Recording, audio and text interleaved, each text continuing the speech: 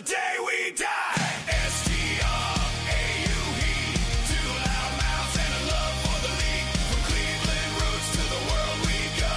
This is the Straub Bro Sports Show.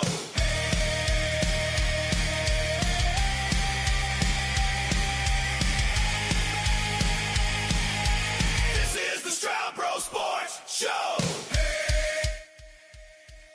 Welcome, everybody, to the Straub Bro Sports Show. Big Bro checking in with you, as sometimes always with Little Bro. Little Bro, I know a little bit behind the scenes, but how we feeling today? Are we rallying? Are we good?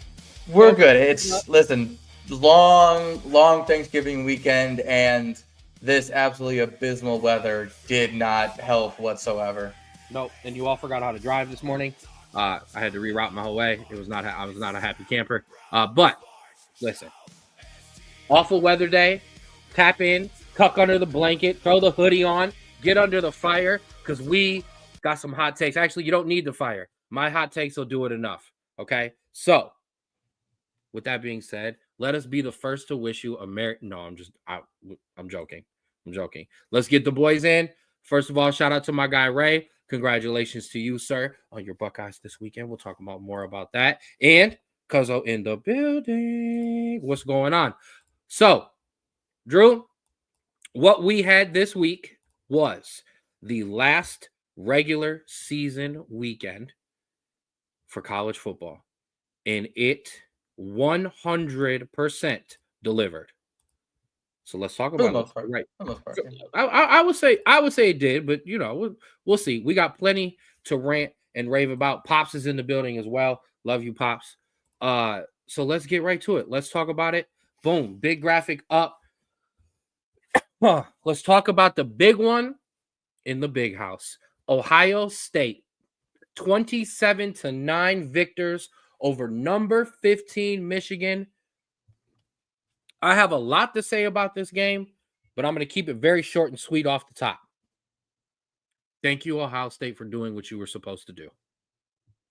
I'm only going to pat you back on your pat you on the back so much for taking care of a team that you should have taken care of 3 of the 4 years that you lost to them. However, you came in, you survived a shaky first quarter, an early interception and a nice run back kind of helped up their offense. But after that, Ohio State dominated as they should have. No, you're absolutely right. And listen, they did. I'm ignoring that because it's just so petty. You destroyed a team and then are now making fun of them. Anyways. I mean, he gets on me for that too, Ray, so don't feel bad. Yeah, just listen, take your wins with some, like your coach, take your win with some, some humble. Anyways, listen, they did what we told them to do. They stuck with their run game. They leaned on it in the next quarters, even when the first quarter was we told you, the first quarter was going to kind of be a battle because Michigan was going to come out amped. They're at home. They have all of the motivation to beat you, and they got nothing to lose. And so it was going to be tough, but they absolutely did what we told them to do, and that was stick on their run game, get Julian Sain in some good scenarios where he doesn't have to make tough throws. The only tough throw he made, he threw a pick in the first quarter. And so they did what they needed to do. They leaned on their run game. They leaned on their defense, and that's the result. That would have been the result last year if they did what they did on Saturday. I 100% agree there because, like I said, the thing that Ryan Day has done for 4 straight years or up until this year was get out of his own game plan, get in his head, be too focused. I got to beat, man, just win the game. Stop worrying about the logo. Stop worrying about everything else. Okay?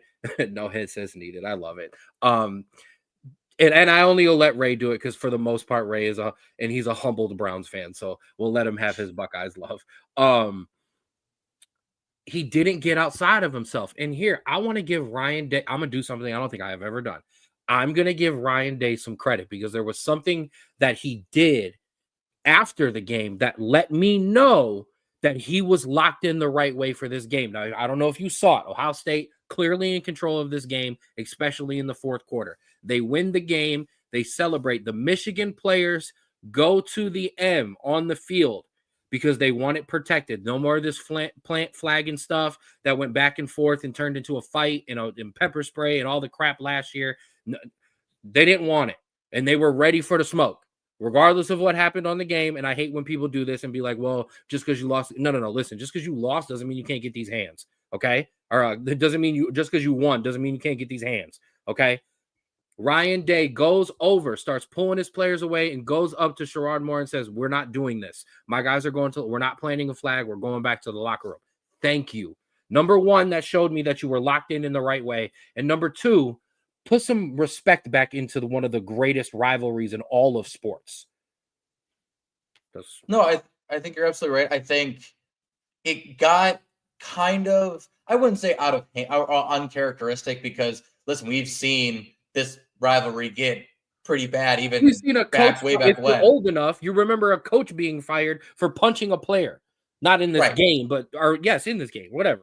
Yeah. So it's one of those ones where it's not uncharacteristic, but in the age of social media and in the age of just heightened awareness of this sort of thing, it was good to see a coach kind of sit back and say, we're going to take this win with some respect, regardless of all of the outside noise. Because, listen, you knew the Ohio State fans were going to run with this and absolutely try to antagonize Michigan fans. You knew Michigan was going to get upset about it and start, taking back. But having your leader kind of go into this with being humble, saying this is what we're supposed to do, we handle business. Honestly, if I'm a Michigan fan, that hurts more to me, because that shows that as a fan of the team, as your rival was not worried about you whatsoever. And that's what hurts more than them being all showboaty about it. And now the fans have done what the fans do, and that's fine. And I understand that. Two things I will address. The Ohio State fan who tried to go into the Michigan fans where they were walking with players and trying to meet after the game, and you kind of got handled. That's kind of what happens. This is I'm not mad at Ray, but this has been the problem. Michigan fans have been talking, and literally your national championship doesn't matter so they have a right to be humbled by Ohio State fans. But yeah, I do like that. I called it corny because I saw the video. It's of Brutus. funny. Funny. Hear me out.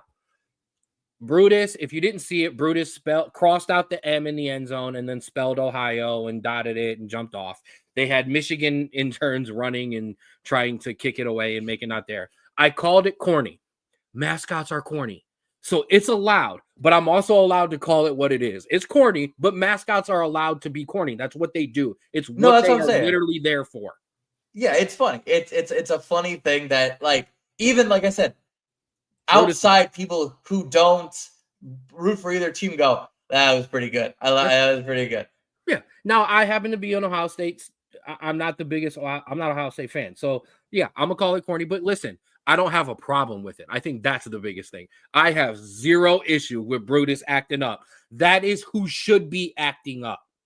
Correct. So, I'm like I said, Ohio State handled business. Julian saying great performance. We're going to have a battle for the Heisman, more than likely, between Julian Saying and the next guy we're going to get to right here, as Indiana absolutely thumped Purdue 56-3. Same thing I'm going to say about Ohio State. Same thing I'm going to say about Indiana. However, at definitely levels compared to Michigan and Purdue. Indiana took care of business, punched their ticket to the Big Ten championship. Thank you. Now let's see what you can really do. Absolutely. I think we all have said that Indiana, while deserving of that undefeated tag in their ranking, has only had a one or two true tests, and we really haven't seen them up against one of the top. But if we're being completely honest, Ohio State hasn't had that. Texas A&M hasn't had that. Georgia, I would say until this week. Well, I would say Georgia up until Alabama, or other than Alabama, hasn't had that. None of these teams really have faced these top teams. That's just because that's just how the schedule pans out for a lot of these teams. However, the issue is Indiana isn't here normally, and so we judge them with a much closer inspection because we don't know if they're legit or not. Ohio State, you can assume they are. A&M, Georgia, you can assume they are. Indiana, you have to say, you got to show me when it counts because you haven't done it before. And here, and this isn't bias, okay? Because I do this thing because of the nonsense I had to deal with the Rapids players chat and some of their biases. Shout out to my guy Jimmy, our quarterback, the biggest OSU fan you'll know. This is the problem with being great. When you're good for so long, you start to get critiqued. That's why I'm critical of this Ohio State team. It's great. Okay. I had a guy at work who said, man, I'd love to play you guys in the national championship game again. I said, we're hoping you stumble. Don't nobody want to play you. Nobody wants to play Ohio State right now. Okay. As fans, nobody wants to play Ohio State right now, unless you're Indiana because you want your chance to prove it. So that's why there's sometimes more excitement about Indiana sometimes than there is Ohio State, because we know you're great. You just keep being great, and we'll see what you do at the end. For Indiana, this journey is absolutely more exciting. They took care of business, and I don't know about this, but here's the one. When you put this all together, 1 versus 2, number one, I do not know if Ohio State, Drew's going to get on that.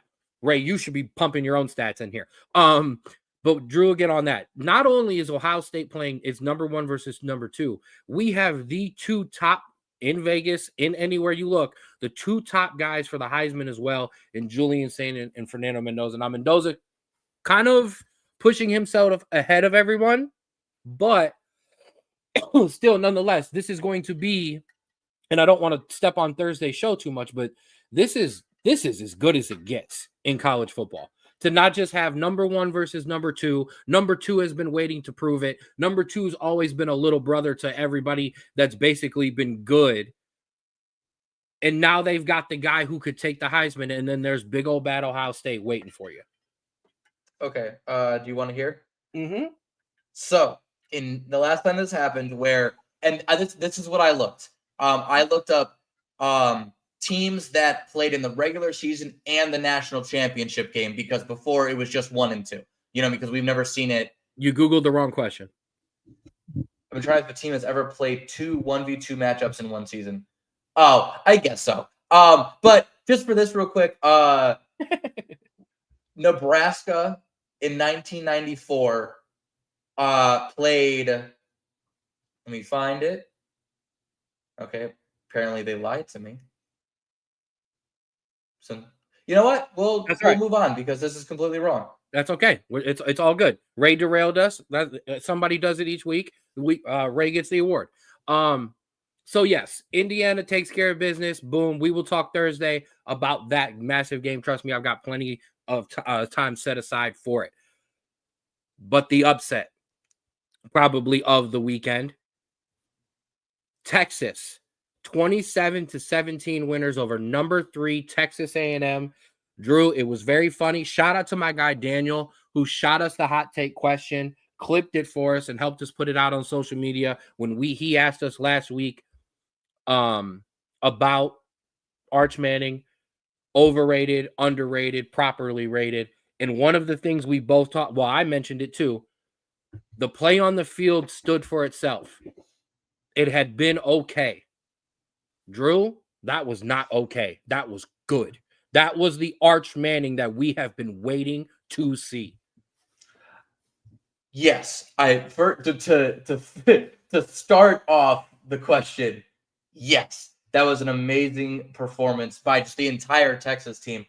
But I kind of want to shift my paradigm focus over to Texas A&M, because if we truly want to kind of dissect this game, we have to look at kind of, I don't want to say the fall, but just the lackluster performances that have happened recently from Texas A&M.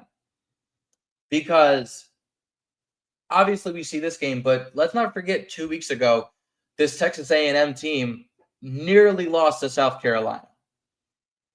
Had to put up the most historic comeback in SEC history to do it. And so now we look at this against a very hot Texas team, and a team that maybe had a rough start to the season, but truly came along in the last 4 or 5 games. Texas A&M, I think, undoubtedly, even though they didn't make, they aren't going to make the SEC championship, I think punch their ticket into the CFP this week. I truly don't believe that win will go unrecognized by the committee. But if we're talking about Texas A&M, yeah, they might make it into the CFP. But now you are a Texas A&M team with 2 back-to-back iffy performances in your conference. You have no SEC championship game, so you're waiting a week there. And then you're waiting all the way until I'm assuming the first round of the CFP to play a team that's probably either A, doing much better than you, or B, a lot hungrier than you based on these results. And so we've been praising A&M all year for not being the A&M of previous years.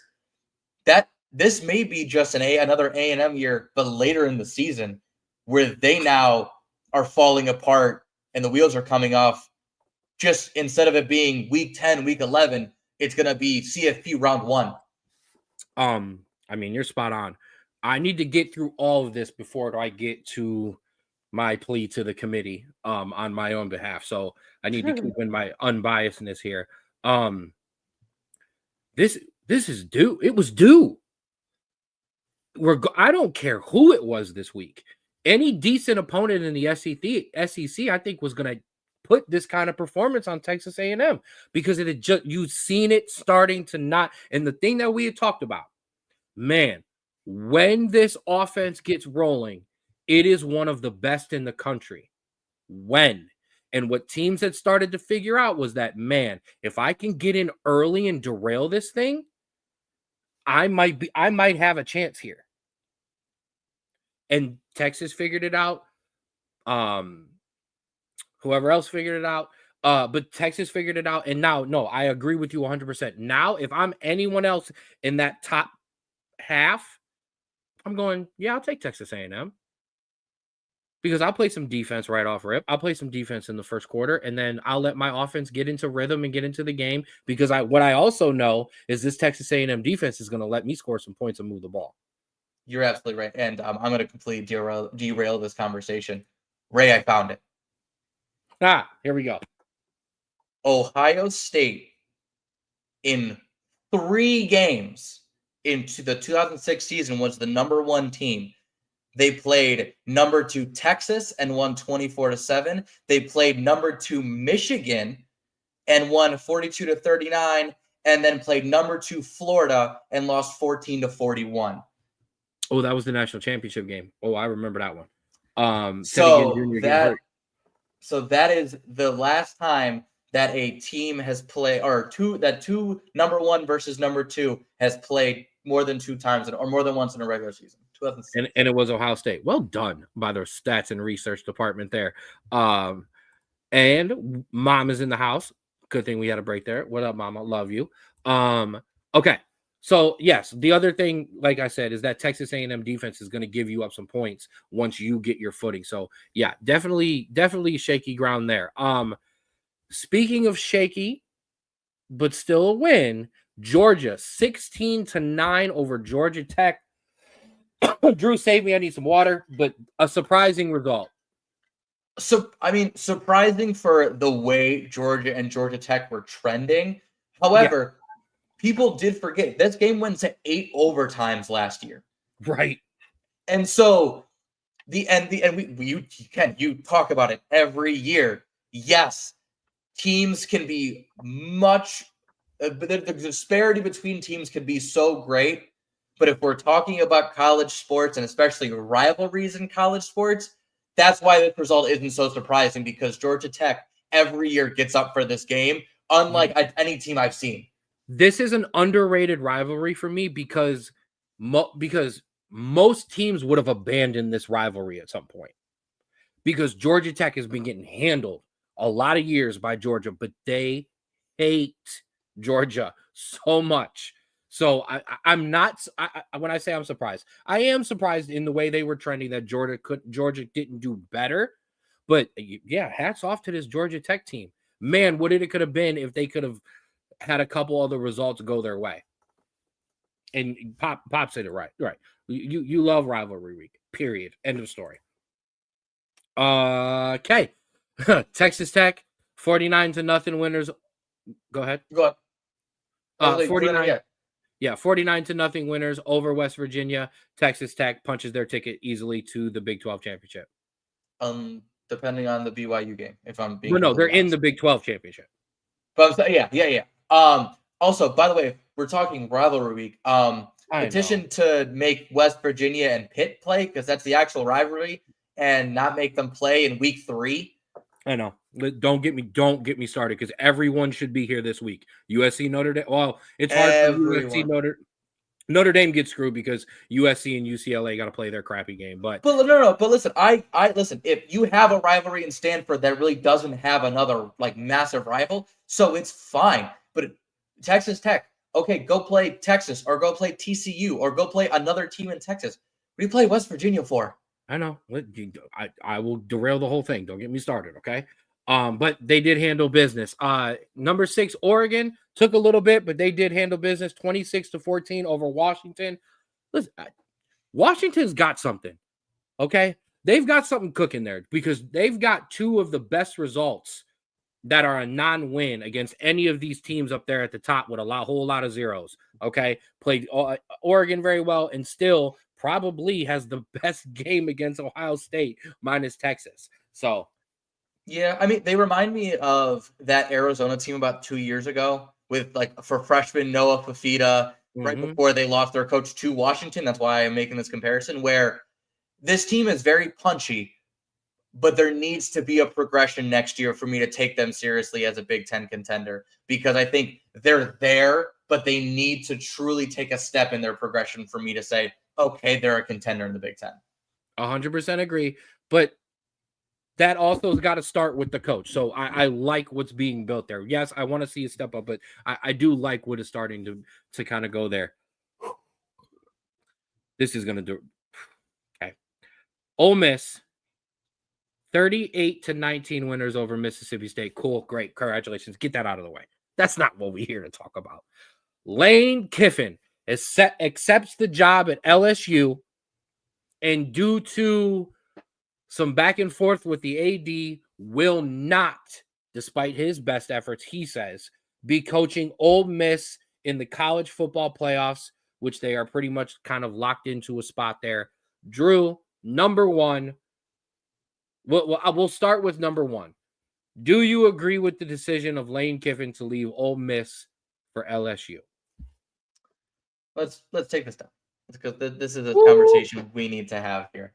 Let's do it. I'll answer your question first. If I were in Lane Kiffin's position, would I accept the job for LSU? I'd give it serious consideration just due to funds, making recruiting a lot easier. History,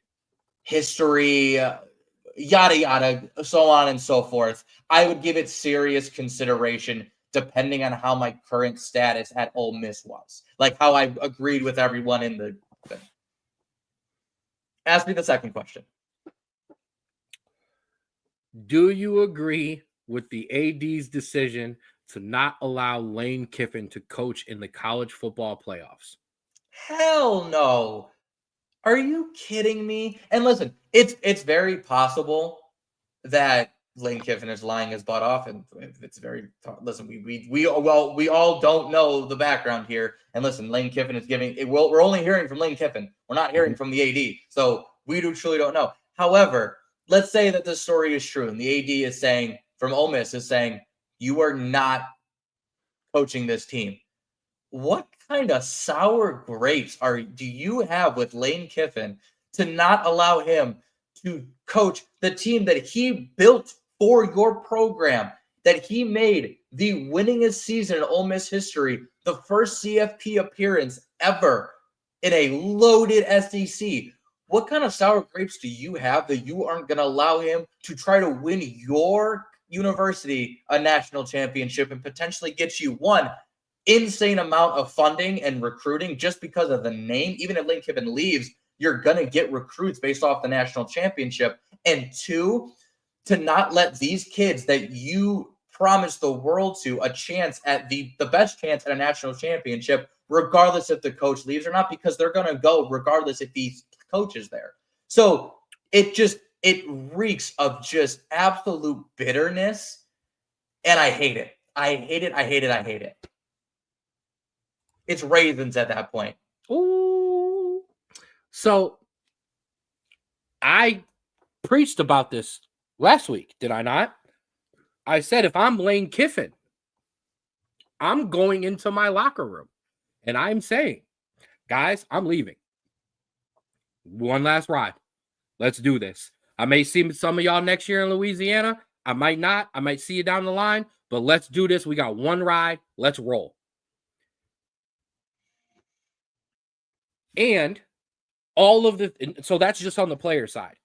AD, I got a chance to bring a national championship to a school that has been desperate to be good at football. Ole Miss has won some championships and some other stuff. So some I don't remember 100% which fringe sport it is, but I know they've won some chips. Okay, some volleyballs, whatever. Baseball, probably. They are so desperate to be good at football, and you're good at football, and you may not be good at football for much longer. Take this chance to run it out. And then last night, had the TV on, still watching Monday Night Football.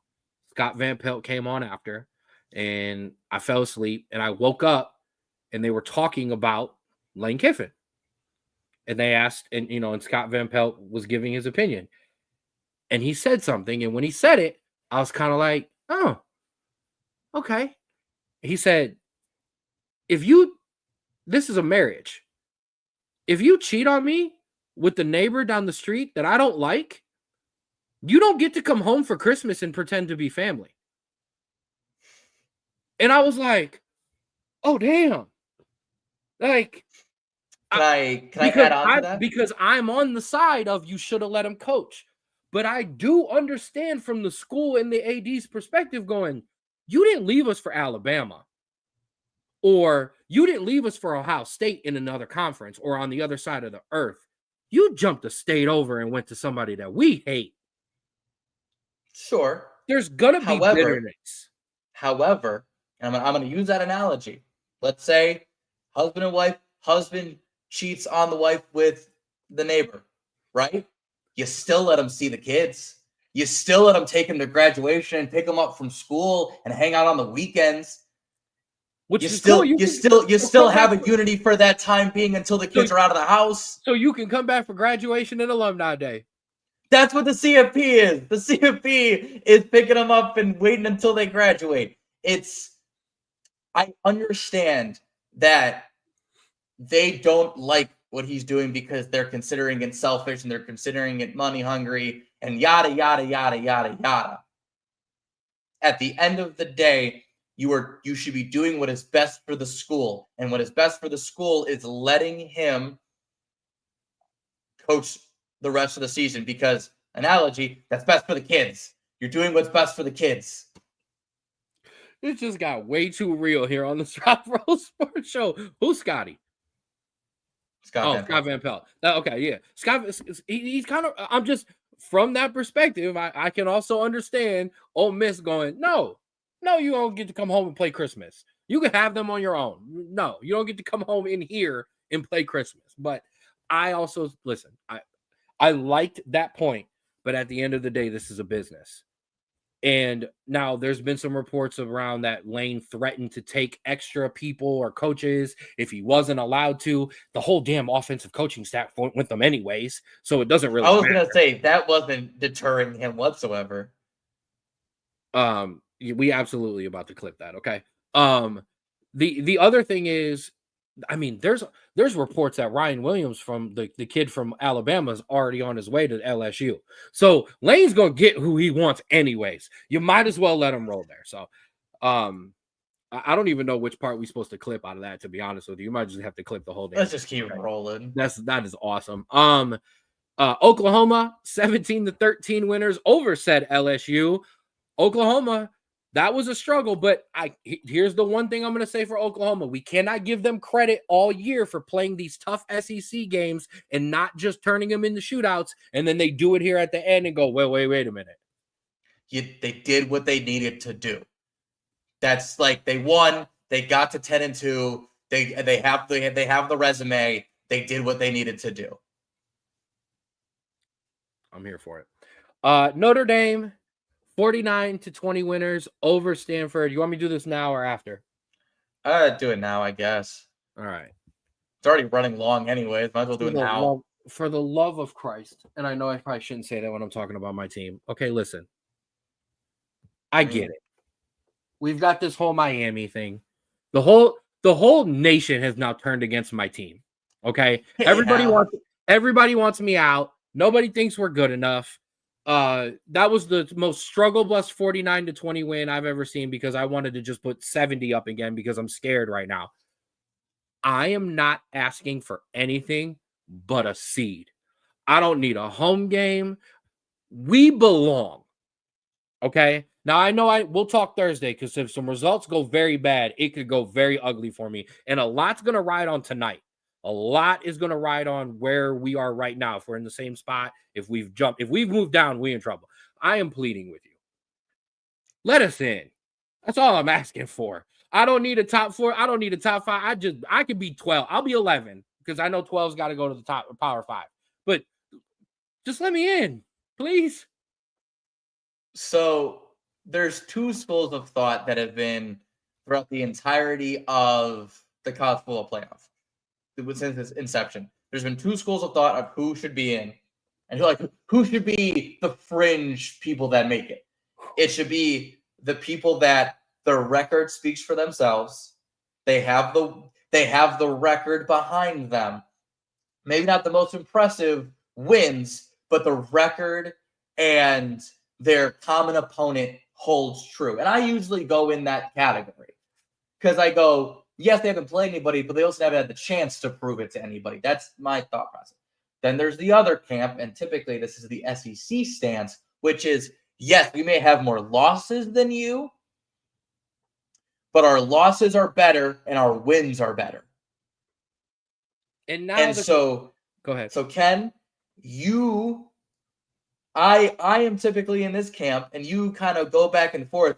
Because of this, you are firmly in this camp right now because you don't have the common opponent in your favor because you lost to Miami, and you don't have one. That's not your only loss. I know. However, your losses are really good, and your wins are really good, and so that's the issue here. Is you have to have a committee that sides more with this than they do this, and that's what you got to bank on. The problem has been us not moving up ever has been scary the later this has gotten, because it tells me and I believe, because of how much I watched the committee, I believe we've hit our ceiling in the committee's eyes, that we can't go any higher. Now I'm playing at the mercy of these teams below me that are beating better opponents later on because of just who happens to be in the game, and us getting jumped by them. I do believe we belong. And yes, here's the thing. When you put us head to head and people are starting, how much did Miami beat Pitt by? You know, the fact that we struggled for a little bit with Boston College. But here's the thing. We don't have a bad loss.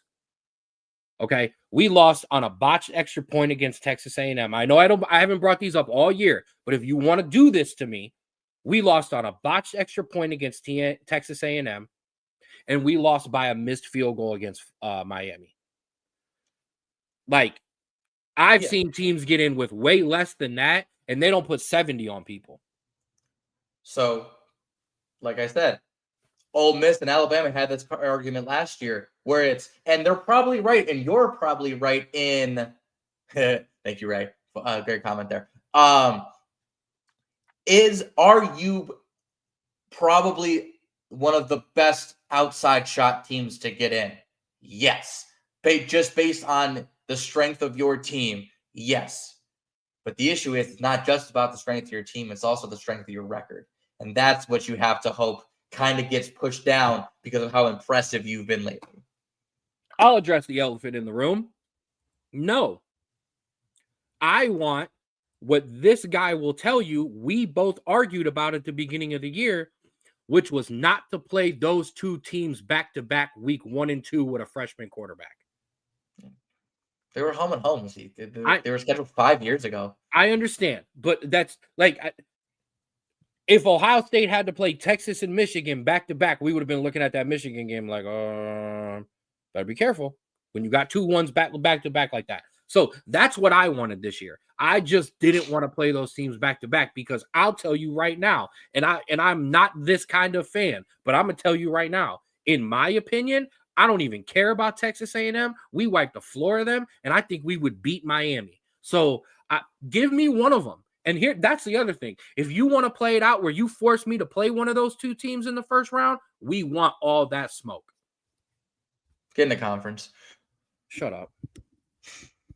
I want it to be, okay? We all know this, okay? And if you don't, yes, I want it to be in the Big Ten. That's where I want it to go, okay? And then go in the ACC. It's a much easier path now. I don't want that. I don't want that. I want my rivalries, and I want to beat the big dogs on the way in. So let's move on. Alabama, 27-20 over Auburn. Alabama almost lost the damn Iron Bowl. I mean, we talked about it. We talked that this game was going to be close. Just they need to thank God that Auburn's offensive line is one of the worst offensive lines in all of college football Power 4. I need all of him at Notre Dame. You keep out of that, Alabama. I'm just saying. Auburn's offensive line is bad. If they had a shred of an offensive line, they would have at least tied that game. It's absolutely dreadful. But hey, big congratulations to Auburn for putting up a fight in that game in which, if we're being honest, Alabama at home would have won by 3 scores. I agree. But Alabama wins. They get into the SEC championship game. They will take on Georgia. We got a big one there. That's all saved for Thursday. But at the end of the day, this week was survive. Don't let rivalry week trip you up. We've seen it happen multiple times. BYU, 41-21 over UCF. Here you go.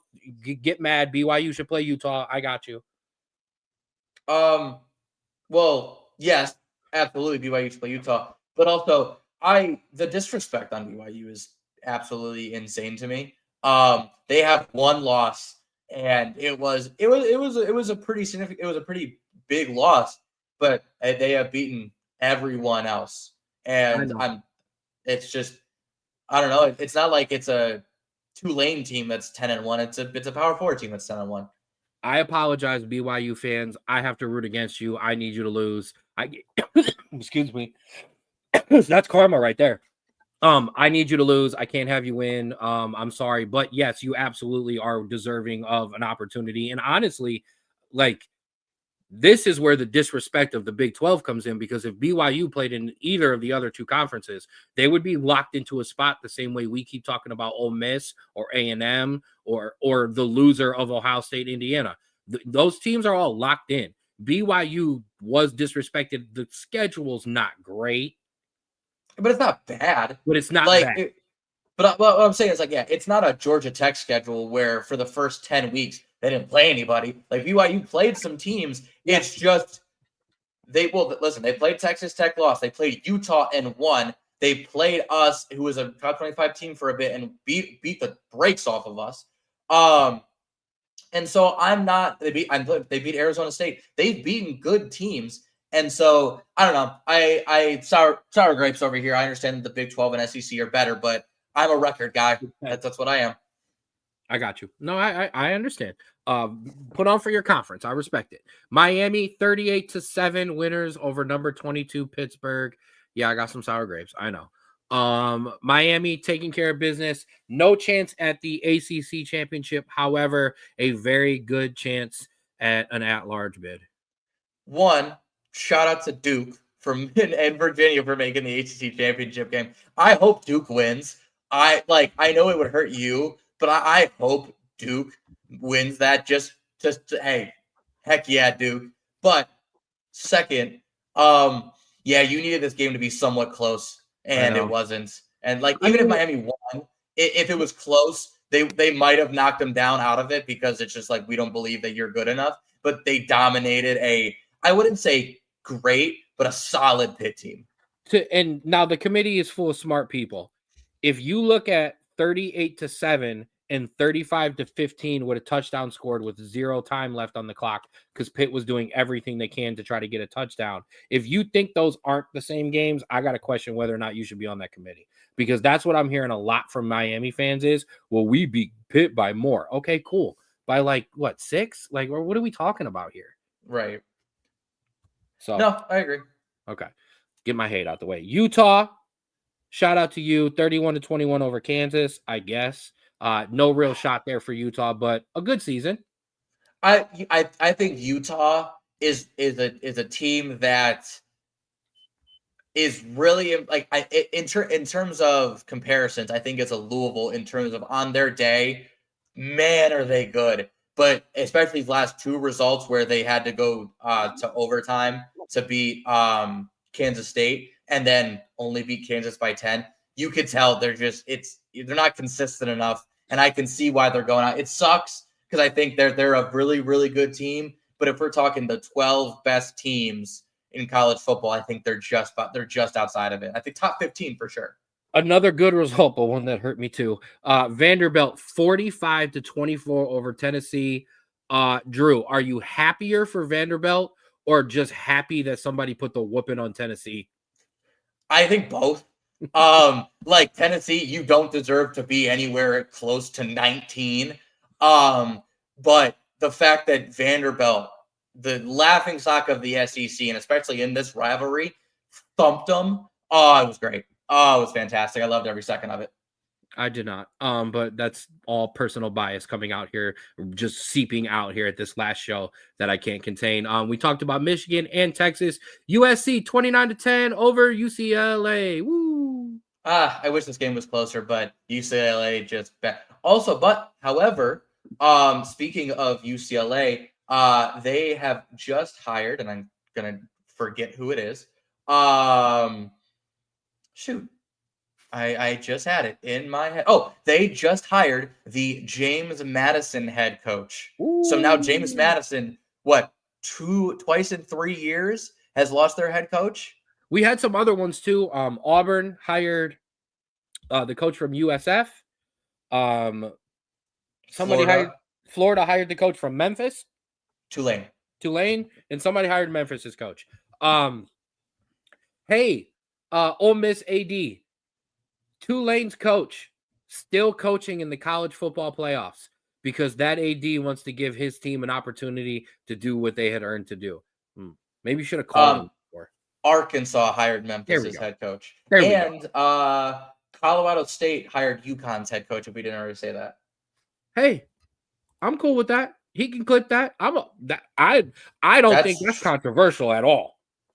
Listen, if we're talking like rankings based on who I don't want to play, Ohio State is by far number 1. By far. The only team that you're top 4, by the way, for me.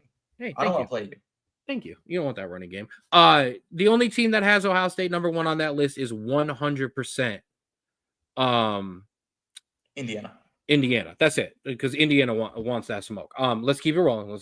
Let's not derail back too far. Shout out to Vandy though. I got to give him some love there. Arizona State losers 23-7 to my Arizona Wildcats. I love me a rivalry game. I love me a guy going out on a good note. Shout out to my guys at Arizona. No, listen, Arizona, a team that had some good results and had some bad results this year, but something to hang their hat on after a kind of disappointing year last year. Absolutely. SMU 38-35 losers to Cal. SMU, such an up and down team. On their best days, one of the best, or some of the best, but on their worst days, they're losing to Cal.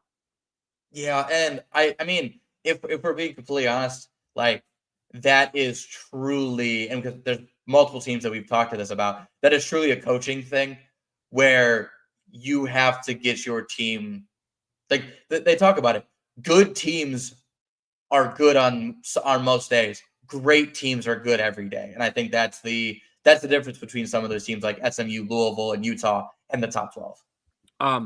Just and I wasn't gonna point it out, but it is for everybody else who comes in. Absolutely. That's my cousin. That's my best friend going back and forth in the comments for us, driving the comment section up. But it's always for the love of the game. And hey, man, that's a tough one to get thumped out by Texas. Last year, I can understand. This year, you had everything in place to make that happen. So this rivalry week, man, that's why it means so much, because this one's going to sit with you for the next 364. Pitt, we talked about Georgia Tech. We talked about Tulane. 27-0 winners over 1-10 Charlotte. Tulane makes it to the American Championship game against, and I'm going to spoil it, one of our favorite teams who have talked about all year long. They take on North Texas. That's one that's going to be a good game, too. I'm going to say it right now that the winner of that game will make the CFP, but James Madison should be in that conversation, and they're not.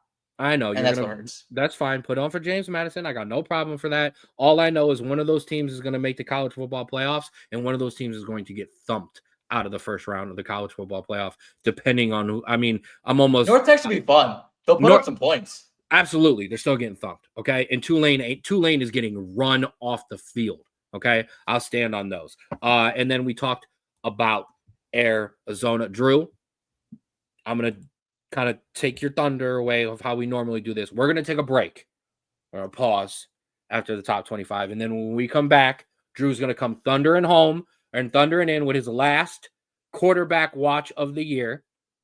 Well, we'll do championship games. Games. Our last regular season quarterback watch of the year. And I'm going to wrap up Big Bros, Big Bets as well, because this is the end of the regular season. So everything from here gets fancy and gets put off the record because there's less games.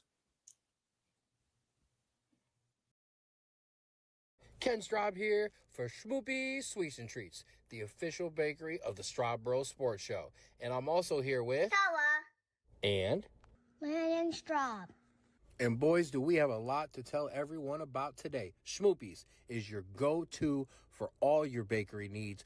Gluten and dairy-free options for muffins, cheesecakes, rolls, breads, cupcakes, cake pops, pies, cakes, you name it, it's there. And boys, what do we think? Oh, I love it. I love it.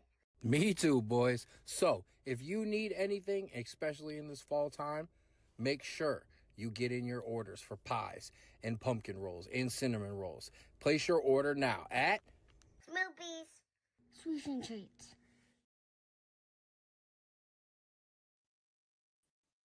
All right, we're back. Full disclosure, I needed to breathe. Okay, I was running a little strong there. Needed a break. I'm an old man. With that being said, Drew, for the last time in the regular season, give us the best quarterback analysis in the country. It's time for Drew's quarterback watch.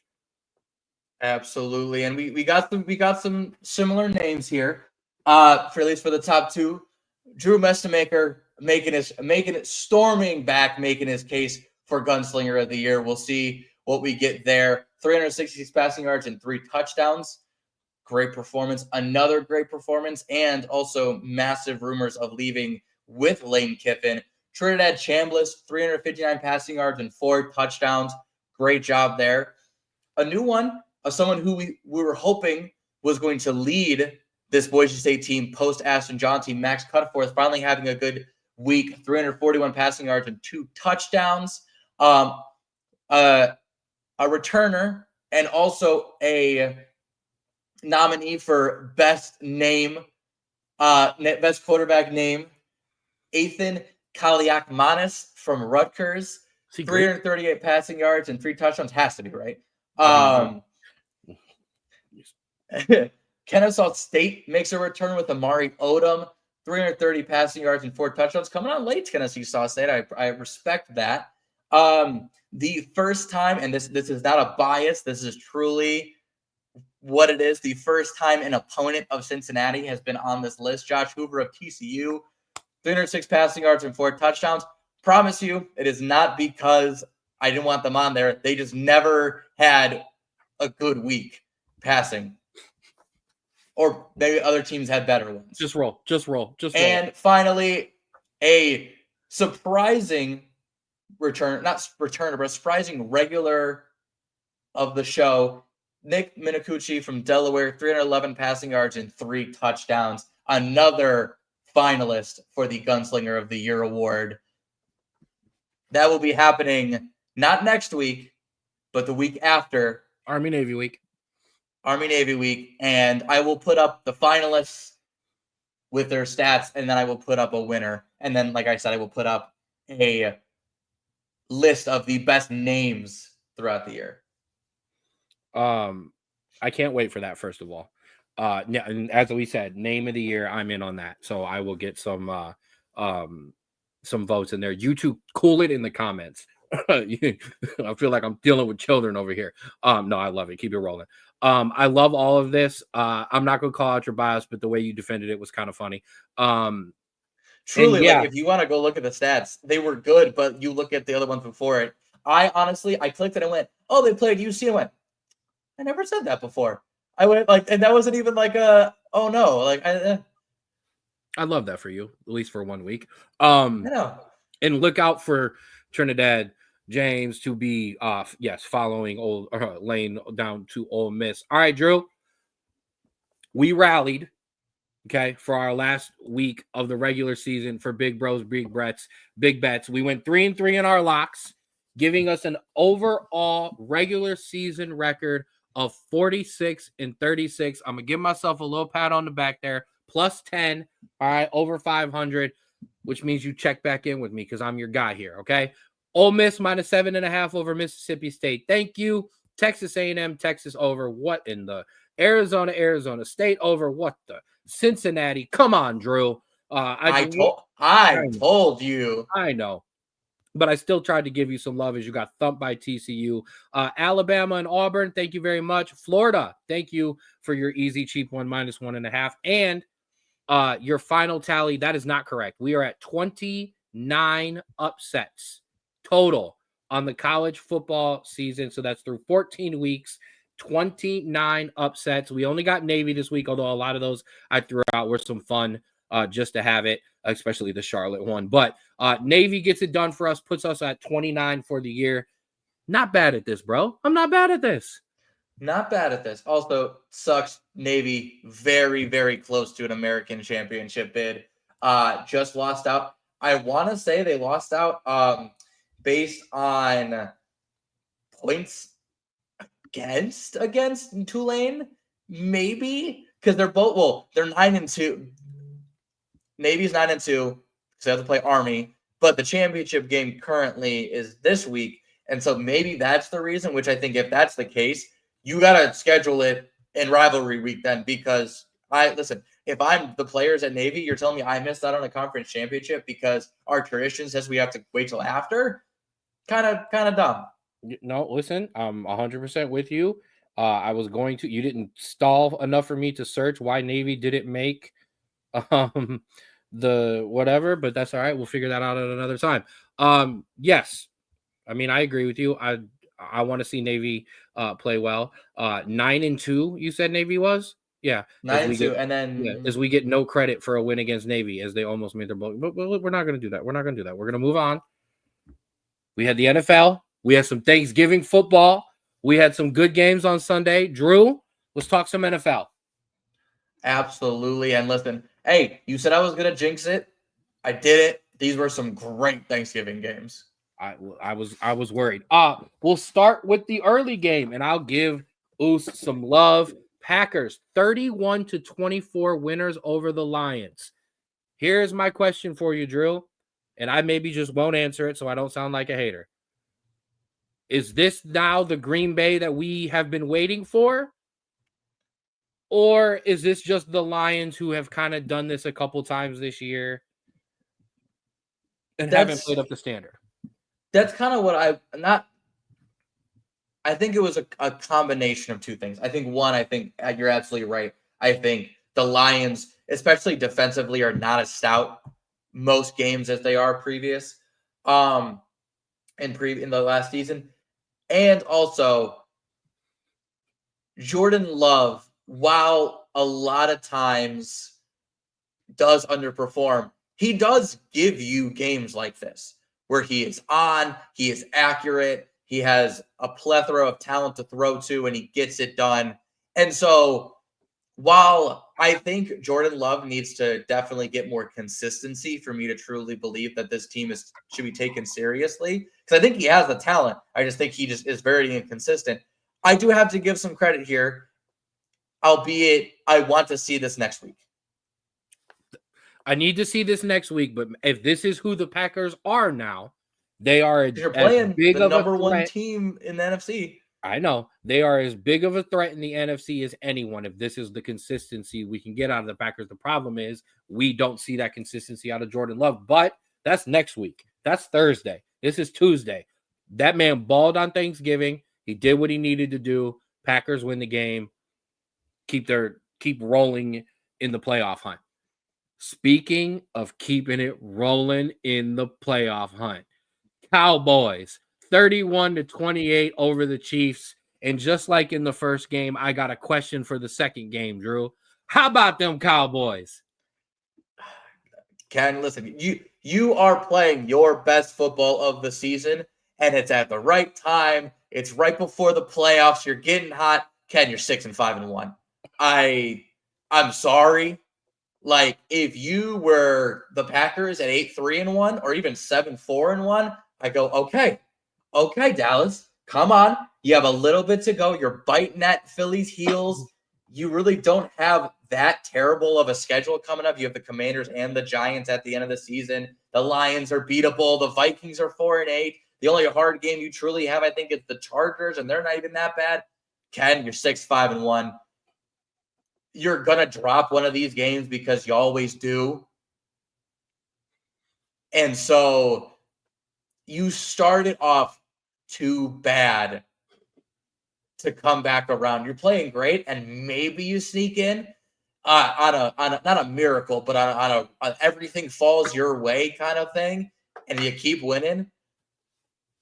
It is extremely tough for me to say that you can do this, because also, and I'm also going to say this as well, is if you were playing a bunch of teams that were maybe ahead of you in the playoff standings that would help you, you're not.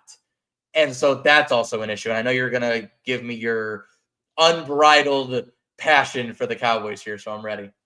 Tuesday, December 2nd, 2025, 6:15 p.m.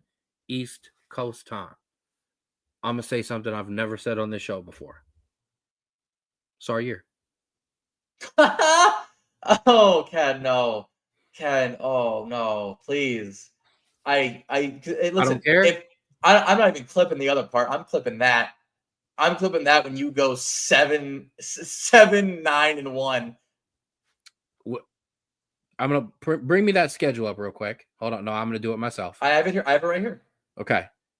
We're going to do the corny sports radio thing that I absolutely hate. Okay. We're going to run through the schedule, and I'm going to give you what's going to happen the rest of the way. Okay. All right. Do you want me to give it to you? Yep. Come on. Okay. Next week, Thursday night against 7-5 Lions on the road. On the road, 3-point victory. Next week, Sunday night at home against the 4-8 Vikings. Blowout. Sunday at 1 at home against the 8-4 Chargers. Justin Herbert going to break him in half. 1 o'clock on Netflix on Thursday, because it's Christmas, against the 3-9 Commanders on the road. This ain't Oregon. Marcus Mariota's toast. Sunday, to be determined, on the road, 2-11 Giants. That's where we get clipped. No, we break the streak of the Giants ending our playoff hopes in that last game. Cowboys run the table, make the playoffs. Dak for Super Bowl MVP. Clip it. Okay, listen, just don't lose 27-17 like you did against the Cardinals, and you'll be okay. This is going to come back to haunt me real quick. Oh, all right. It's so bad. The last game of the Thanksgiving weekend, the Bengals, Joey Burrow and them boys, 32-14 winners over the Ravens. I got a real simple one for you. Right now, the 6 and whatever Ravens are in first place. 6-6. 8-4. 8-4. Are they 8-4? Okay, I'm sorry. They're 8-4. 8-4 Ravens. You were 1.5 games back. Hey, I was close. Wrong division. The Ravens are currently in the lead in that division. However, how nervous should the rest of the AFC be about what the Bengals could do the last couple of weeks of the season? I think the issue is one, they're in a bigger deficit than you are, right? They're 4-8. However, the whole AFC North is not helping themselves whatsoever with them. I want to say both Pittsburgh and Baltimore are 6-6, so they're only 2 games back. However, I have to correct you. Baltimore is 6-6. I just said they're 6-6. Oh no, you said 8-4. I meant the Eagles. I'm sorry. That's okay. Baltimore is 6-6. So the so are Bengals Pittsburgh. are only 2 games behind right now. However, their schedule goes the 8-4 Bills, the 6-6 Ravens, the 5-7 Dolphins, and the 3-9 Cardinals. And so the issue is Cincinnati has to win all of them. They you could lose one and you go 4-1, you got a shot. They have to win the division and they have to win every single game. They're in Buffalo. They're in Miami. The Ravens are going to want to a revenge game on them. And there's also a certain team in Cleveland that tends to own the Bengals for some strange reason in strange, weird games where the Bengals need to win them. So I'm just Joe Burrow is scary. Also, by the way, I'm going to say this. That's a diss because that's listen, man, if we're talking delusional, preseason Browns fans are right up there with Cowboys fans in terms, but it's not even to you. It's like not you, but it's your fans are, this is our year. We're winning the Super Bowl. Ours is we're going to make the playoffs, and both are just as equally delusional. And that's the problem. Whatever. Moving on. Friday, the Bears 24-15 over the Eagles. I have been championing this team for weeks. If you're not behind me now, you don't know ball. I mean, listen, I will say, this was one of the first actually impressive wins because if we look at it, right, the only other win that I would consider impressive now is against you, but at the time, you weren't that good. And so everything else was like, they beat a bad team or they lost to finally a good team. And so this was the final chance. And listen, I give them credit because I like this Eagles team. I don't think you should give them credit because you hate this Eagles team and you think they're bad. So I don't want to hear you championing the Bears after this win because you've been dogging the Eagles all season. And you can't do it this week either because they play the Packers. I know. I said, first of all, I said they were mid. I didn't say they were bad. I just said they were beatable. That's the same thing to you. Okay, whatever. And now they're showing Now they're showing that they, like I said, are beatable. Let me ask you this question. Without having, I don't care what the defense looks like. I don't care what the wide receivers and the running back play is. Strictly on quarterback play itself, over the last 3 to 4 weeks, Caleb Williams over Jordan Love and Jared Goff is the quarterback in that division who I would say, yeah, give me that guy.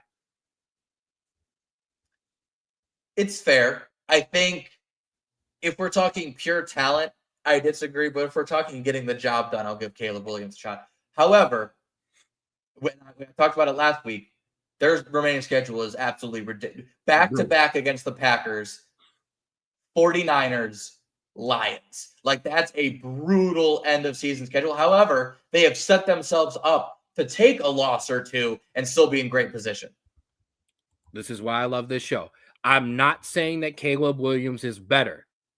I'm saying right now at the quarterback position, the way he has played has been better than Jordan Love and Jared Goff over the past couple of weeks. Agree. And I agree. And I have to pick a bone with you when you say talent, because I'll take his talent over Jared Goff's. I was thinking Jordan Love in that scenario. And give me a year or two and I'll take him over Jordan Love. I'll stand on that. Clip that one too. I don't hold clips that long. Then we get to Sunday at 1:00. Houston, Texas, 20-16 winners over the Colts. Colts coming all the way back down to earth where I've always believed them to be, not this super team. The Houston Texans right now are one of the most dangerous teams in the AFC. Not yet in the playoffs, but that is not a team with that defense. If CJ Stroud is upright and healthy, that's not a team I want to play. No, one, you're right. Two, I've called this Colts team the Titans of 4 years ago. Same. It's the exact same thing. They're a team that got really hot because they had a method that teams couldn't stop, and then now they know how to stop it, and they can't do anything. I will say, I know we've talked about this NFC West, we rightly should, with 3 teams being with 9 wins. This AFC South, 8-4 Jacksonville, 8-4 Indianapolis, 7-5 Houston. I know we kind of don't like the AFC South just because they're not getting impressive wins, and I understand that. Listen, man, that's a division that is going to pump out one of these wild card teams, maybe 2. And so we'll see what happens. So impressive. Houston is destined to play that early Saturday playoff game. It's what they get every year. So when they make it. So that's what it's destined for. The New York Jets, 27-24 winners over the Atlanta Falcons. Atlanta, go the hell away. Go the hell away. And New York, go tank. Go tank for a better draft pick. I don't. Everything about that result is stupid.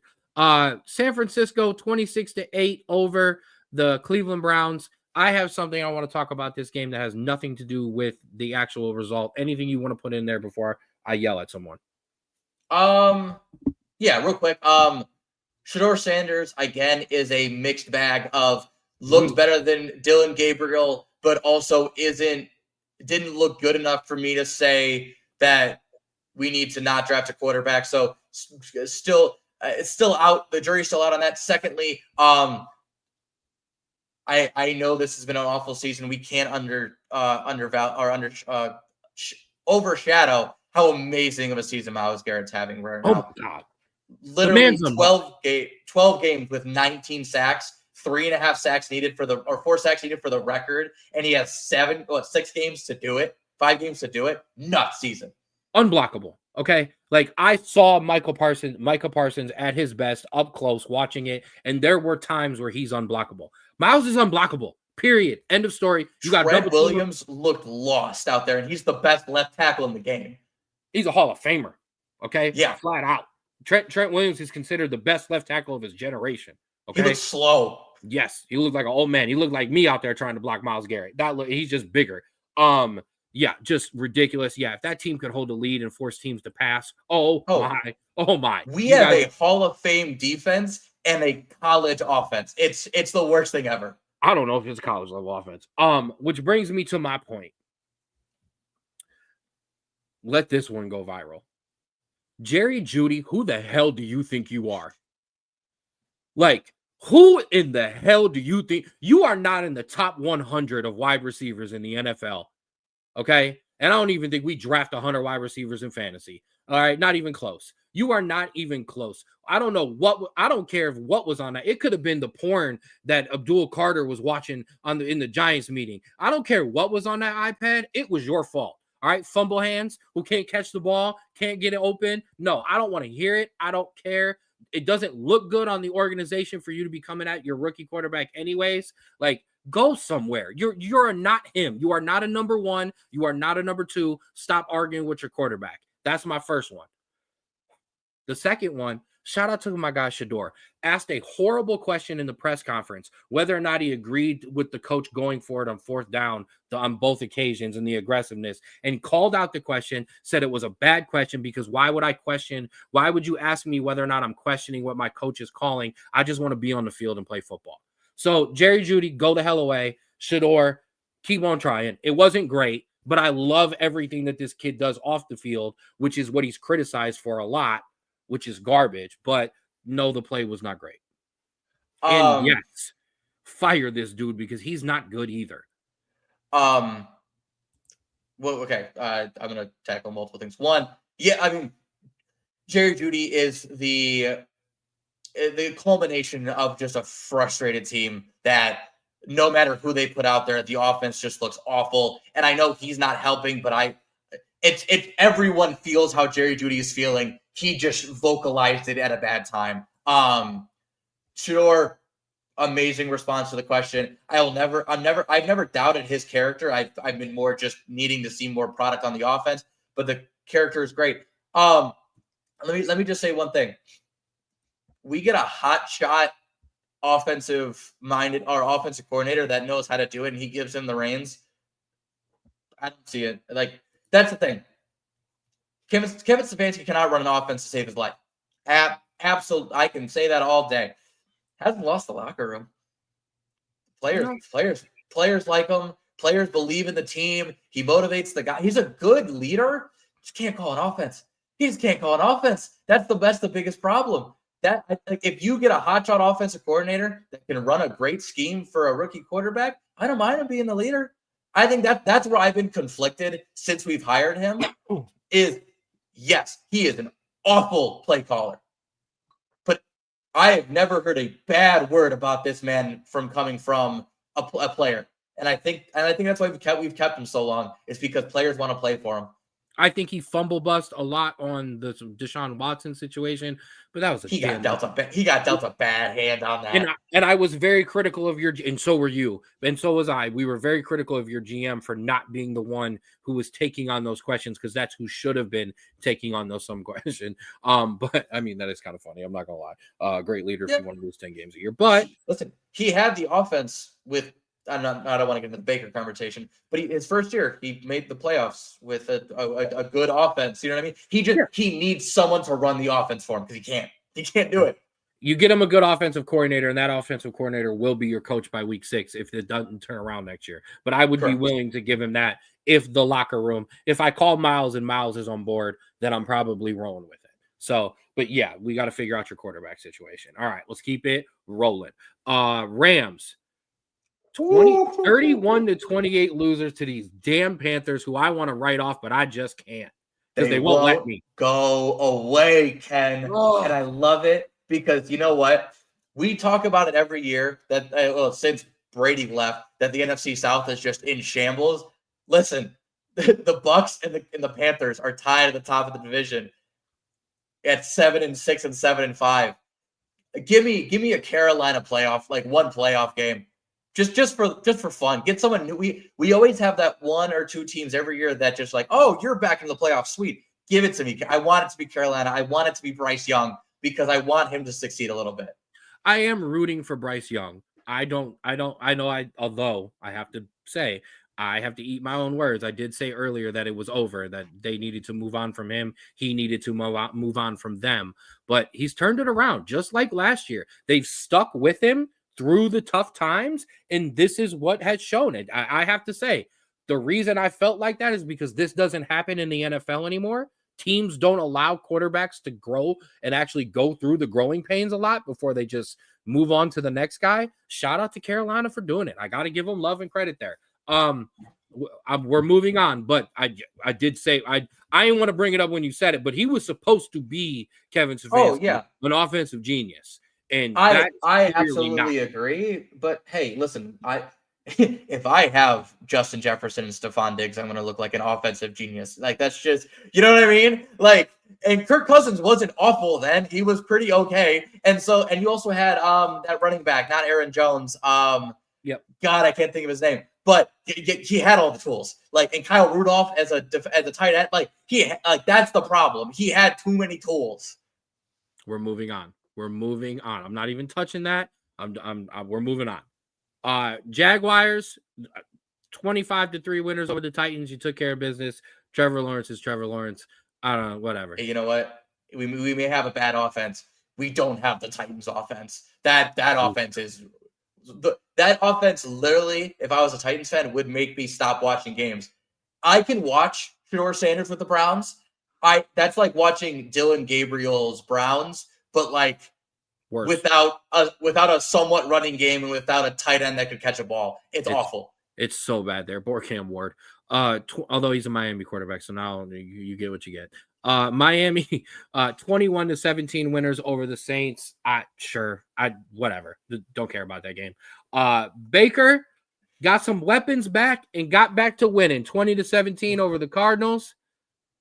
That's a scary game for me, because is that because of the injury, or is that because you're finally coming back down to earth? Like, what's going on there? But that team's been depleted. Arizona has made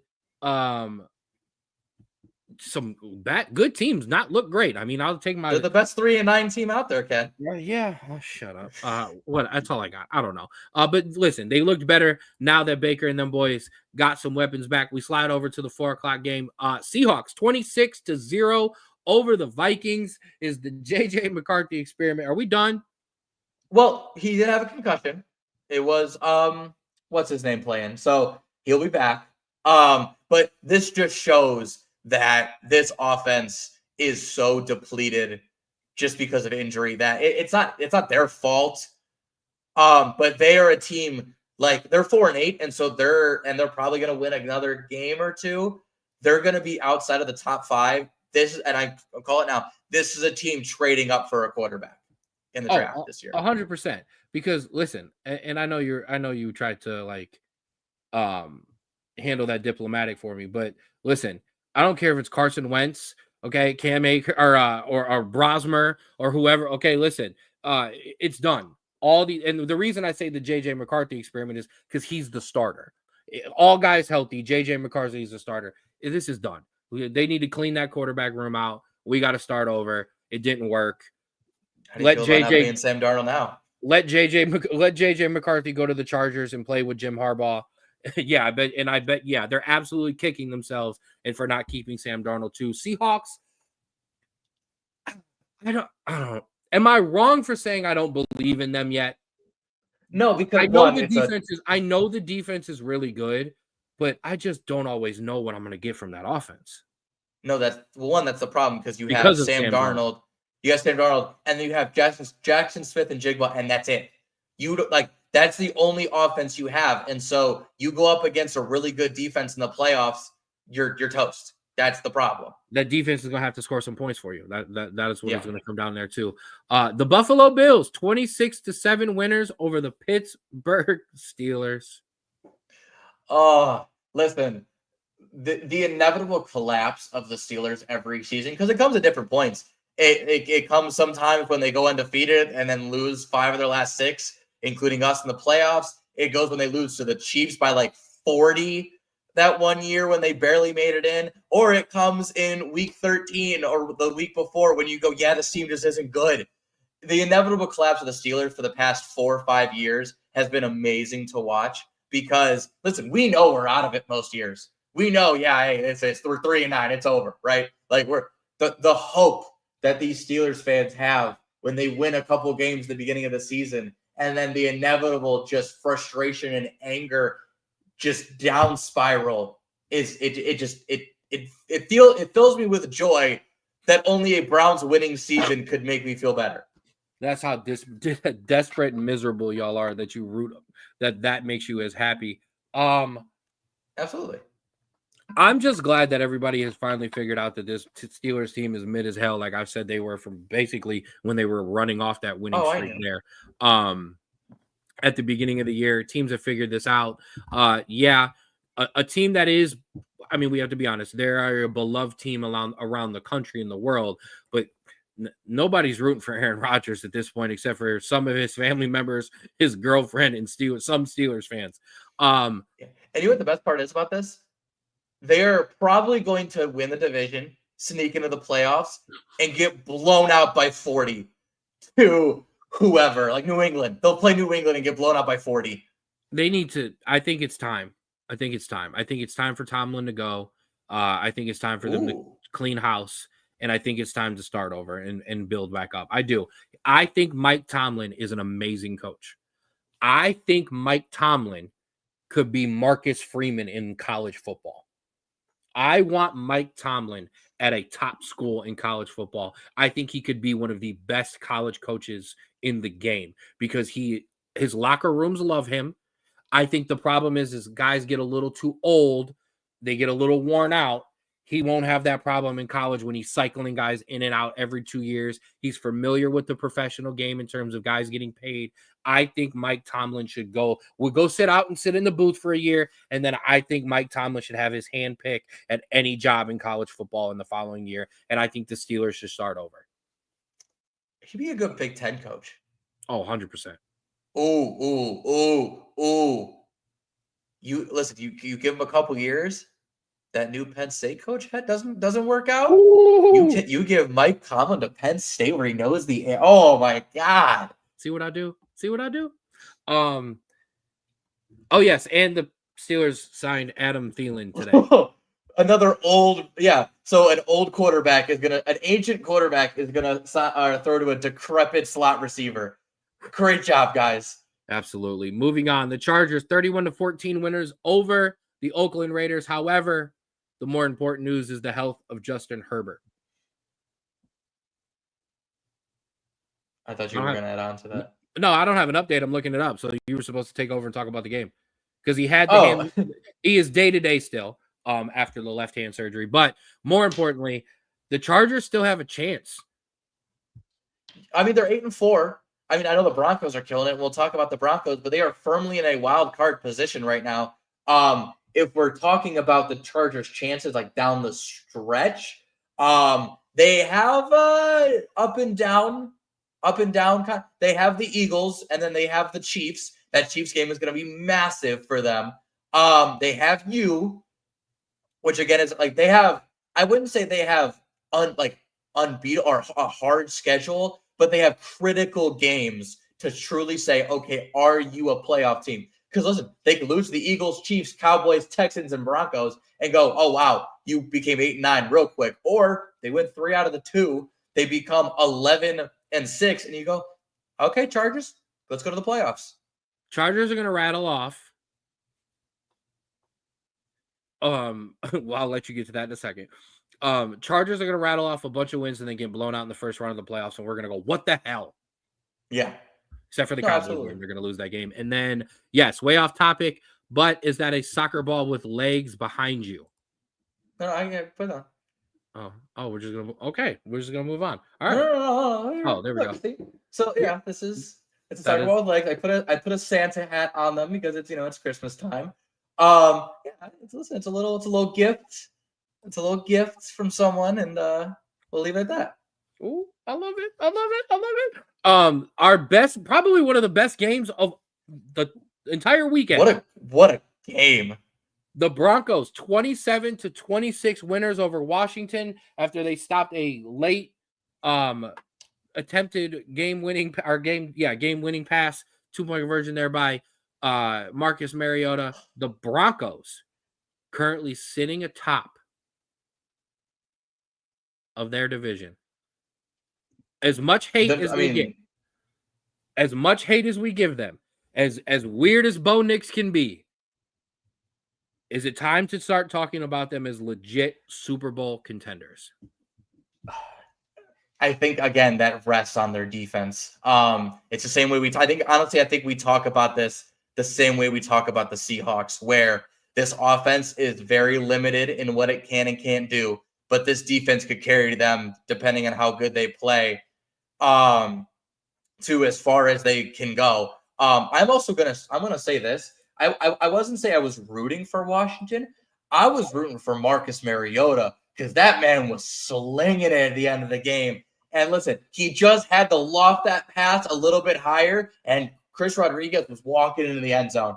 And so I want to shout out Marcus Mariota because he has filled the perennial backup role perfectly.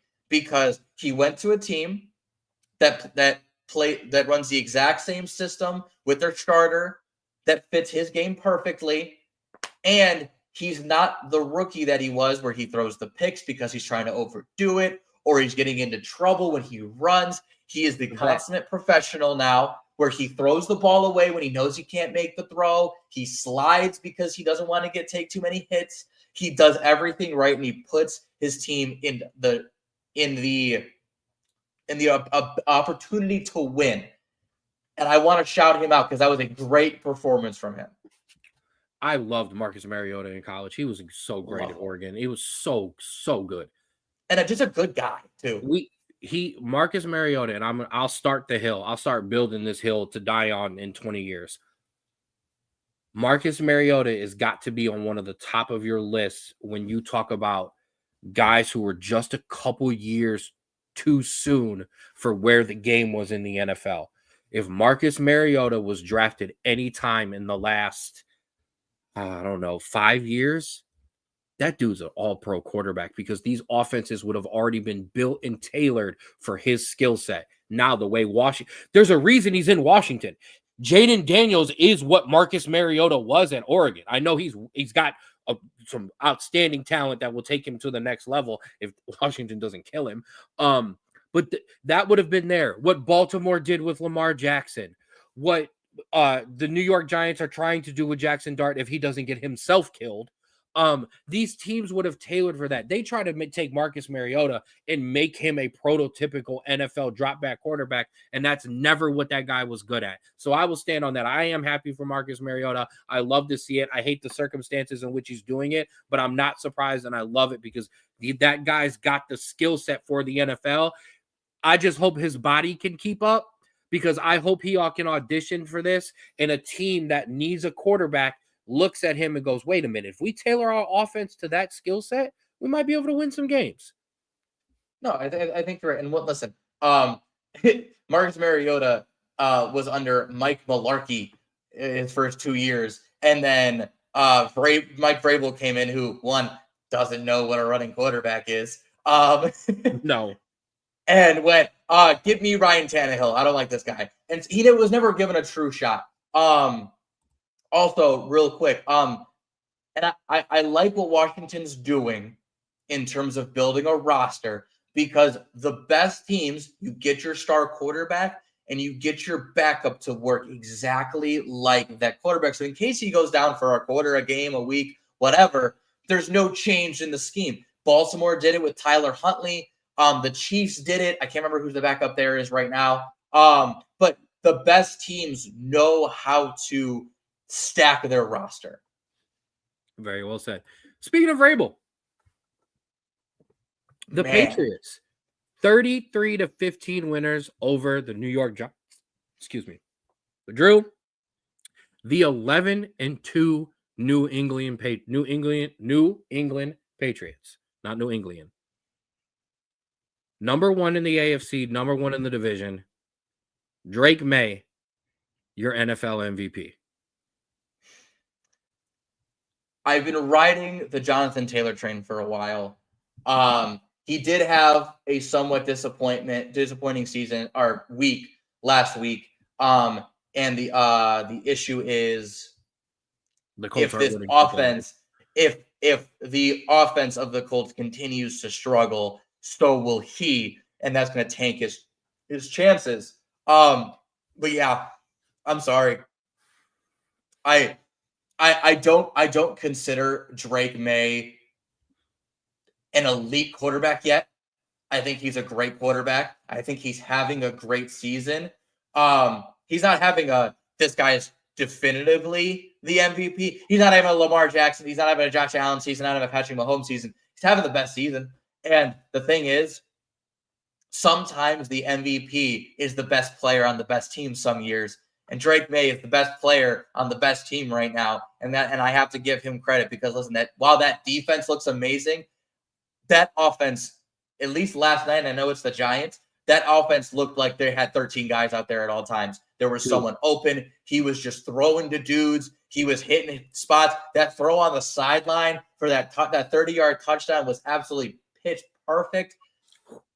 That New England team, and I know we don't want to have more New England playoffs, that New England team, if we're talking about teams that legit scare me in the playoffs or teams that I think have a legit shot, it can't be anyone other than New England number 1 for me because I don't trust the Broncos. I don't trust anybody in the NFC other than maybe the Rams. But even them, they have some. This last week just proved that they're beatable. This New England team looks absolutely unstoppable. Couple things. One, you just brought up. First of all, how the hell did Puka Nacua catch that ball? I have no idea. If you haven't seen it, just Google Puka Nacua. You'll find one of the catches. They're all amazing. Number two, New England is just bullshit because the fact that you had 20 years of Tom Brady and now you had like 2 years of the kid Cam who's now Newton all right, a year of Cam and Mac Newton Jones. and Mac Jones, and now you have Drake May. That's just crap, and you don't deserve And that. also, Mac Jones was winning games this year himself for San Francisco. So it's not like they were wrong. They just were. He was in the wrong system for like a year or two. And so now you have this, and then the only thing that will derail the Drake May MVP is when Dak rattles off these last undefeated, when the Cowboys go undefeated, and America's team and America's quarterback takes reign of the MVP. I'm not. Danger. America's quarterback cannot. Their first name can't be Rain. I'm sorry. America's quarterback can't be named Rain. Rain Dakota Prescott. I tell Landon that all the time. And he goes, "What?" This Patriots team is scary. The defense is fast. The defense can hit. That defense causes turnovers. A dangerous team going forward. Everybody played this week, so nobody on a bye. I know I screwed everything up, Drew. Help me fix it. There we go. Nope. I don't know. It's off the screen. It's off the screen right now. There we go. On my screen, we weren't full screen, so I broke it on. You're messing things up over there. I know, that's fine. And you know what that means? It's time to take a quick break, reset, come back, and talk some footy.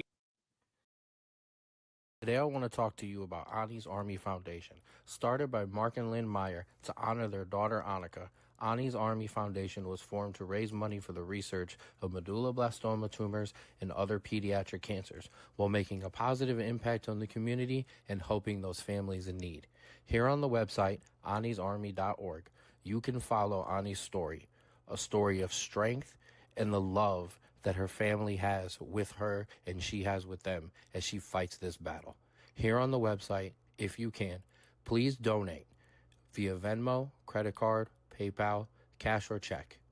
Any donation is loved and any donation is appreciated. Thank you. All right, back in on the Straub Sports Show, and we're going to rally strong here with some footy. But before we do that, I got my Ani's Army Strong t-shirt, or my Ani's Army Foundation. Shout out to my guy, Mark. It was his birthday this past week. I wish him happy birthday on Facebook, but I want to give him a special shout out. Happy birthday, my guy. And as always, we always give our love to Ani as well. Drew, we had some good footy games this weekend.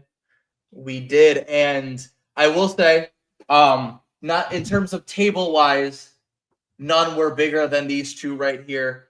Ken, I want to talk about your result first. You said nothing would be accepted other than a win. Well, your team must have heard you. You had a win here. It wasn't, I mean, listen, Crystal Palace always makes games tough. And so it wasn't, the easiest of victories, but you got the win. How are we feeling? 3 points, baby. 3 points. 3 points make the medicine go down, okay? 3 points a day keep the doctor away, okay? All those sayings that you've never heard of that I'm making up. It was gritty. They had to grind it out. They had to come from behind. I love it. I love it. I love it. These are the results that you build on. Okay, rivalry games when we beat up on Liverpool, something like that. That's great. First win at Anfield in forever. That's all amazing. These are the building blocks right here. These are the games that can't be dropped. Crystal Palace plays great against everybody. Well, great. They're still Crystal Palace. We're still Manchester United. We still have all this money pumped into this team and this top coach. You got to go and get results, and we did that. Absolutely, and I think that's a great result for you there because now you jump. Well, obviously, pending results this week, you jumped up to 6th. You are now at 7th just because of, we'll talk about midweek results. But yes, a good win for you there. 100%. Drew, I got a full screen this. Okay. I don't know. Now we do sometimes gonna lose steam with people on the footy because not everybody understands what's going on, but we got enough people locked in. Does your team not know that playing with 11 is number one, what you're supposed to do, and number two, a hell of a lot easier to win games when you do it? Okay. Chelsea 1-1 with Arsenal. However, Chelsea pick up their 17th red card of the season. I think it's 11. Relax. Drew. It's not 11. I think it's I actually have it here. Hold on. Discipline, red cards, 4th in the Premier League, and I think 2 in Champions League. I'm getting close. I mean, you had spells in this game where you really controlled the game, but being down a man early kind of cost you. But however, you took the lead early. Arsenal were able to tie it up later. Your thoughts on this game and this result? It's a little bittersweet because we've talked about it before, where some draws feel like wins and some draws feel like losses. Yep. The thing is, this draw felt like both. And that's where it's kind of interesting, because if you were to talk to the to break that down for people, a lot of times what that comes down to is if you're up 1-0 and get tied on, that hurts. To be down 1 and come back will sometimes kind of give you that boost. But go ahead. And so the pessimist in me goes, for the first 30 minutes of that game when Moises Caicedo was in the game, we looked like the Barcelona game on Wednesday where we won 3-0. We looked, we were chance after chance after chance. And then even when Moises Caicedo got a red card and was sent off, that lead should a more veteran team wins that game after going up 1-0 with 10 men. We're the youngest team in the Champions League. It's just an insanely young squad. However, the optimist in me goes, we took 10 men Arsenal to a 1-1 draw where they had to scrape to get a point. Thank you. And so while it sucks, because I do believe we could have won that game if 11 men or we had a little bit more experience, I'm very it's one of those draws where you go, that's how much progress this team has made in 2 years or a year and a half under Enzo Maresca. And that's why I'm okay with it. I'm not upset, I'm not happy, I'm okay with it. That 11 v 11 game in which you came out 1-1 with the way that you were performing, I would have hung that up like a loss, and I would have been like, not your year. When you get that little something to hold on to, no, you had to come back on us down a man, or when we were down a man. That is absolutely something to hang on to. And if you are in this game, you know what that extra man, that advantage can do for a team, especially a top team in the Premier League too. So, yeah, stuff to build on. We'll talk about that. We've got some games midweek. Newcastle tied today. Oh, okay. Drew's got so we've got some midweek games. Drew's going to update us on those fixtures.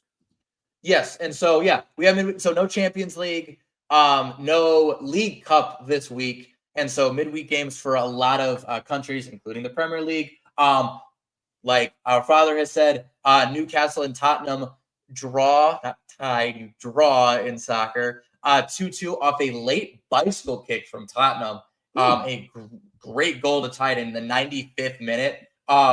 Incredible. And then the Wednesday games, Chelsea travel to Ellen Road to play Leeds, and Sunderland, who has been very impressive this year, travel to a struggling Liverpool to see how that's going to go. I am excited for that one because Sunderland can score, but sometimes they can't defend, and so I'm expecting a high one here. And then on Thursday, Ken, yeah, that's what I'm saying. And on Thursday, West Ham travel to Old Trafford to Ken's Manchester United to hopefully get them off their little winning ways. But Ken, how are we feeling? 3 points are nothing. No, that's it. But are you confident? Are you wary? What are we feeling here? I would feel less. No disrespect to West Ham, because they're going to bring it. They love to play us. They get up for this game. If we were playing a stronger opponent, I would feel a little bit like, okay, this is another step. Go out here and handle business, okay? And now we start to go, hey, it's about to be Christmas time, and we're up here. So that's a big one for me. Go out and handle business. Let's take care of 3 points. That's how I feel about Same thing Leeds you too. should do So, against. Same things you should do against Leeds. 3 points mandatory. Sorry, I'm throats. we're falling apart done. on me at the end of the The show's over. That's it. All right, we're done. So that'll do it for this show. Thursday, massive show. Conference championship week. We will be previewing all of them. Okay. Well, the ones that matter. I'll be honest. Okay.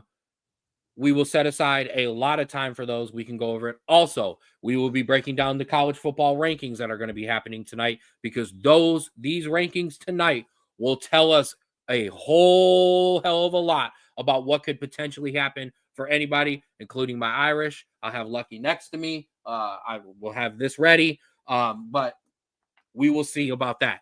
Now that's Thursday. As for the rest of tonight, Drew, final shout outs. Yeah, listen, thanks you to everyone for watching, commenting. No one has liked the show, so like the show before you leave, please and thank you. Absolutely fantastic of you.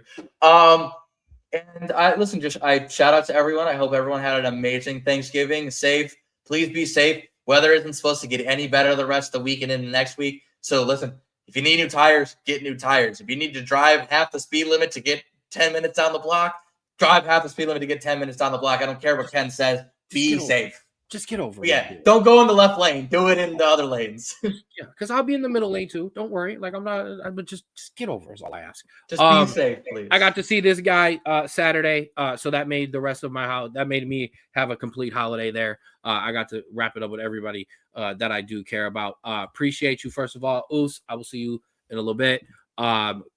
Pops, we always appreciate it. Love you. Mama, love you too. Anybody rolling in late, we appreciate y'all. Please, if you can, like and love on your way out. Give us a watch, give us a listen, throw us on the car, throw us on the TV, throw us on the phone, the tablet, whatever it might be, rocking with us with here on the Straub Bro Sports Show. We appreciate it as always. So we give you a day off tomorrow, and we'll see you Thursday for a massive, massive show. We will have lots to talk about. I might be crying on the show. I might be overly celebrating. You never know. So tune in and find out on Thursday. Always love to my guy, Ray. Shout out to you and Nate in the comment section today. Big time. Appreciate you guys as always. Those are my broskies right there. That'll do it for us here on the Straub Bro Sports Show. For Little Bro, I am Big Bro. And as always, please remember to love yours.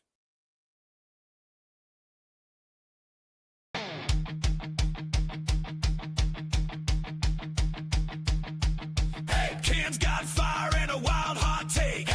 Andrew's stats make the whole place shake. Laughing loud when your team goes down. Straub boys run this sports town.